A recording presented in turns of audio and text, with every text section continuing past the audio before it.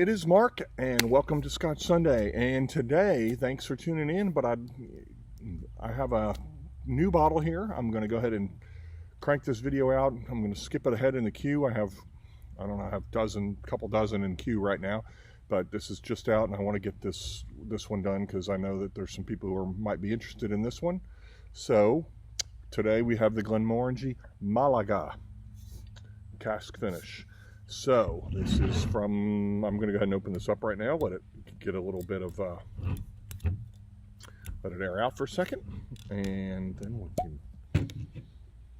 we can,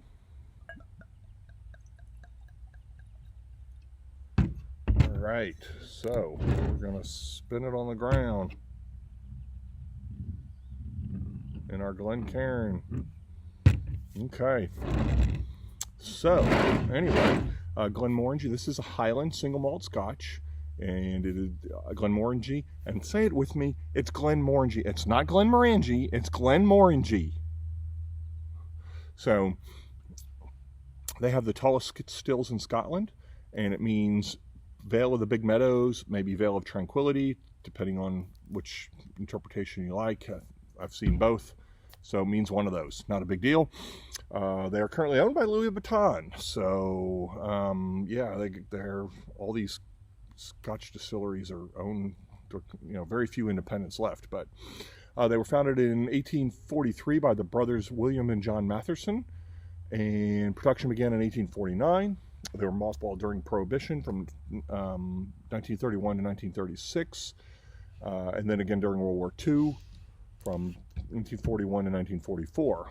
The site was originally a farm distillery, just called Morangie, but evidence of distillation goes way back on the site to the early 18th century.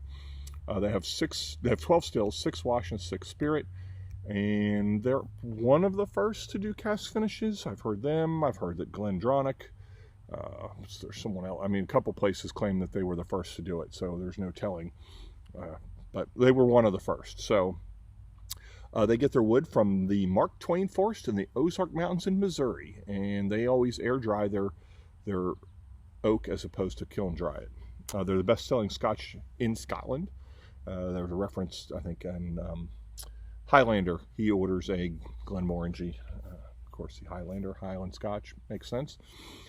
They produce about 10 million bottles per year.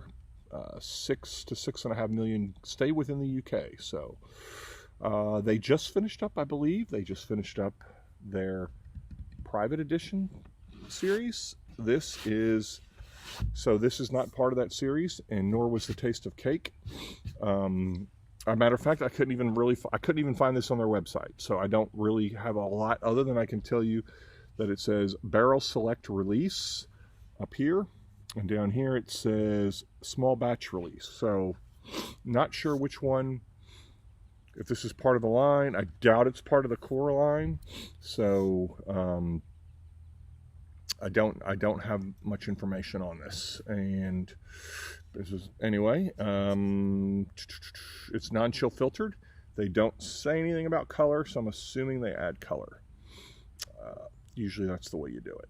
But these are, actually, first fill Malaga wine, Dulce Cask, Dulce wine, D-U-L-C-E. What else? It's a fortified wine from the southern coast of Spain on the Aboran Sea. It's a dessert wine. It's made of PX and Muscatel grapes. God, I wish I could stop saying today. What else? I don't think there's really anything else I can tell you about that. I might as well just get right into letting you look at it. There it is in the glass. Again, probably color added. That's the bottle. There goes the label.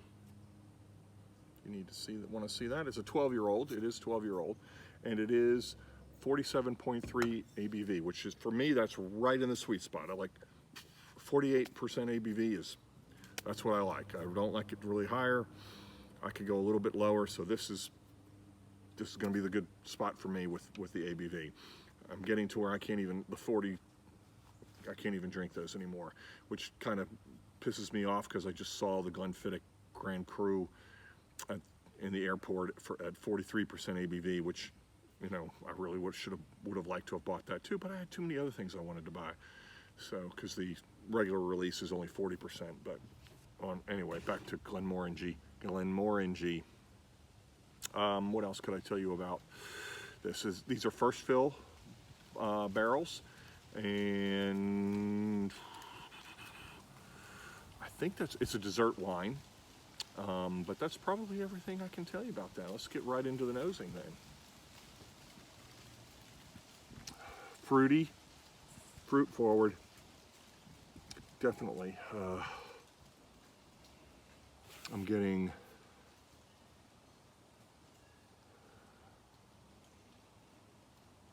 some honey in there though.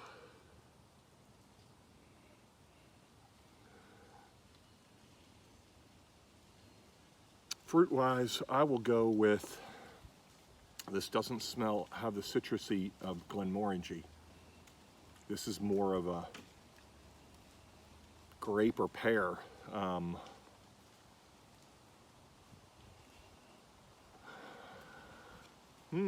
That's interesting.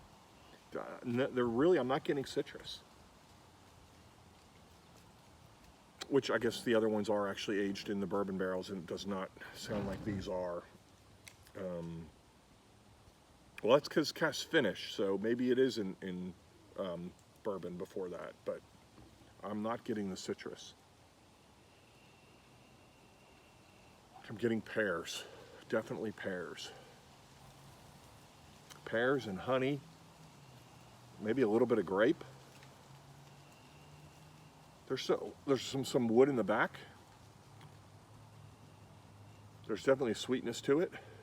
Some candied. What kind of candy is that? Like maybe, candied pears. Let's go with that. Okay. Oh yeah, there's definitely interesting. This does not have the nose of Glenmorangie at all. Not a good thing or bad thing, it's just an is thing. Yeah, I'm really anxious. I'm really curious about it. All right, let's see what we got.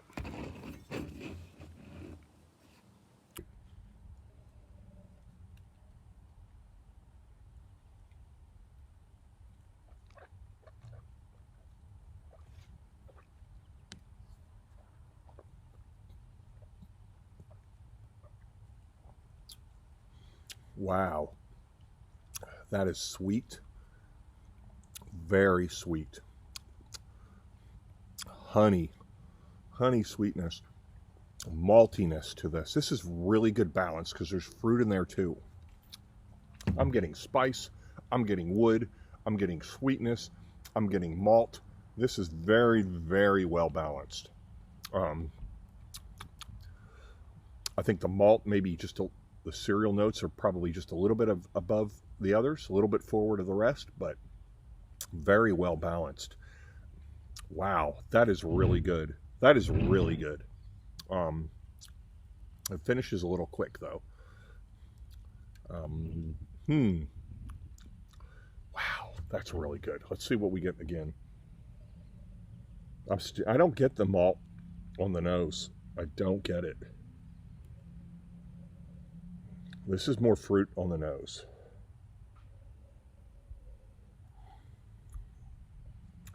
But not like I said, not the citrus you expect from Glenmorangie. This is like pears and grapes and like candied pears and honey.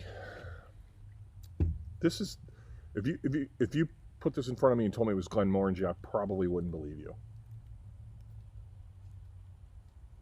Wow, that is very cool.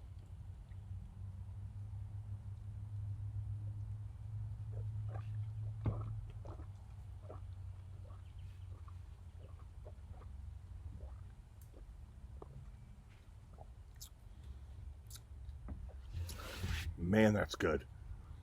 Wow. Again, very well balanced.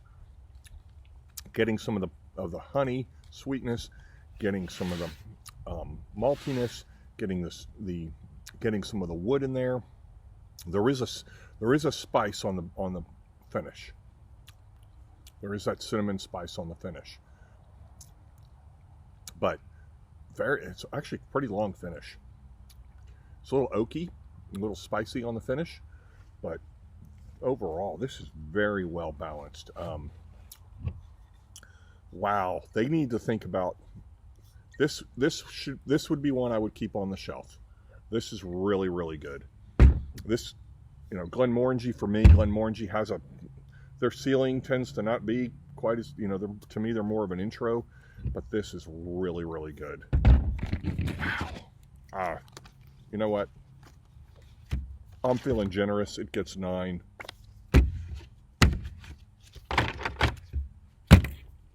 See you next time.